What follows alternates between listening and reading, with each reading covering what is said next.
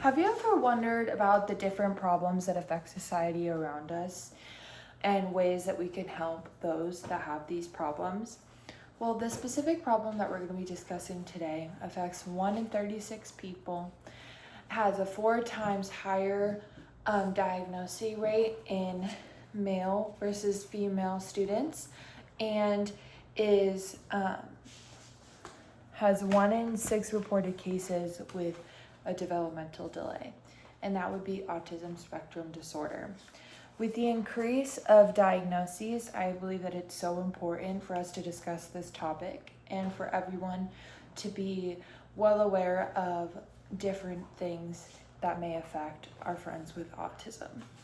First thing I want to discuss is person-first language. Person-first language is something that is more new, but is definitely prevalent in the autism community. Person-first language is where you identify the person first and then their diagnosis second. So you could say, Katie is handicapped instead of handicapped Katie.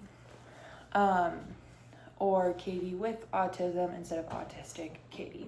Doing this kind of just helps preserve their humanity, and they are a person first before they have their diagnosis.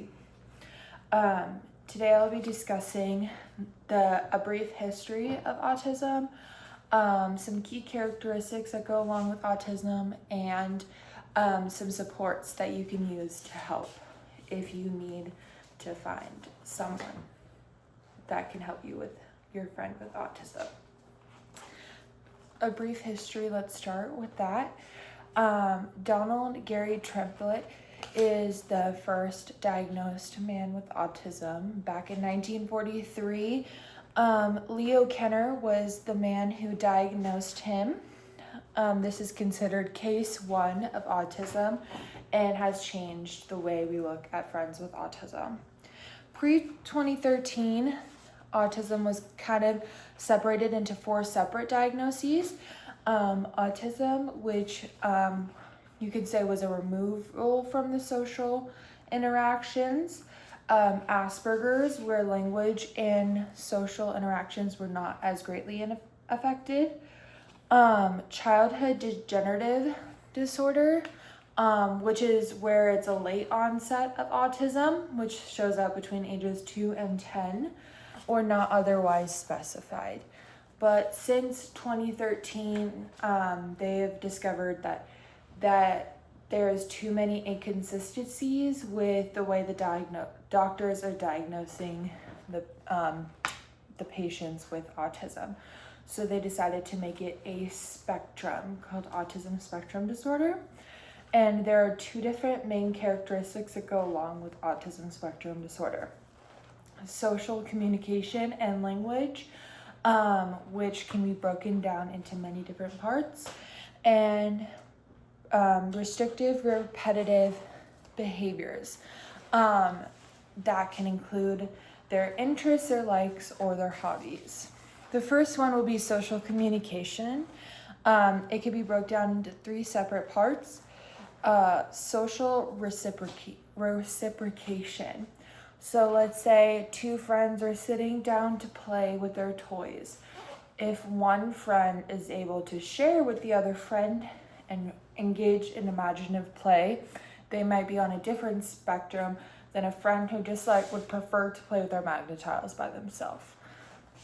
Another part of that we look at is nonverbal communication.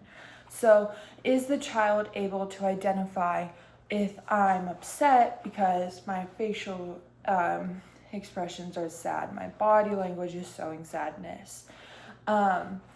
Sometimes they are able to, sometimes they're not. Another way you may look at that is if they're able to give off the nonverbal communication.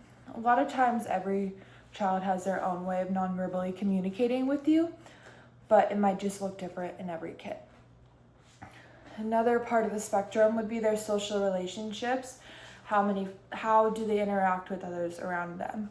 Do they have friends, or would they just go about their school day not really wanting to interact with anybody else?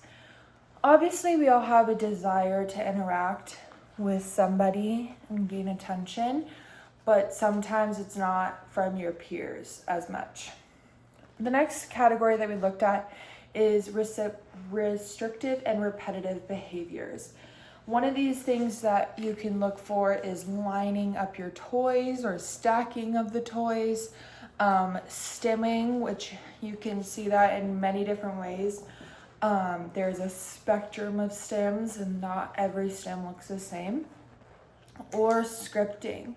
Scripting is when you hear something from an outside source and then you are repeating it. So it could be a TV show, you hear your family or friends say something, or literally anything, and then you're just repeating it, repeating a noise, repeating verbal phrases, songs, whatever, and then just repeating that over and over and over again. And the repetitiveness of that, sometimes they may say it once, sometimes they may say it many times, but if it's something that they've heard before, that'd be called scripting. Rigidity and routine.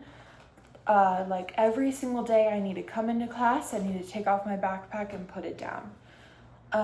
Restrictive thinking is like the knowledge that they are able to have or that they are able to process. Autism is something that affects many people and can be something quite difficult. There are many different behaviors set up to help with that, such as occupational speech, physical therapy, equestrian therapy, music therapy. All of these things are set up to help level the playing field within our community.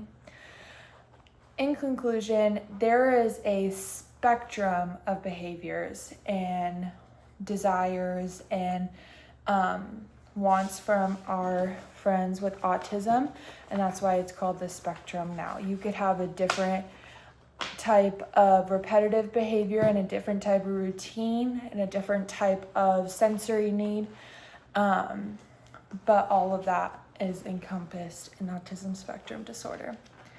And thank you for listening to me today. Have a great day.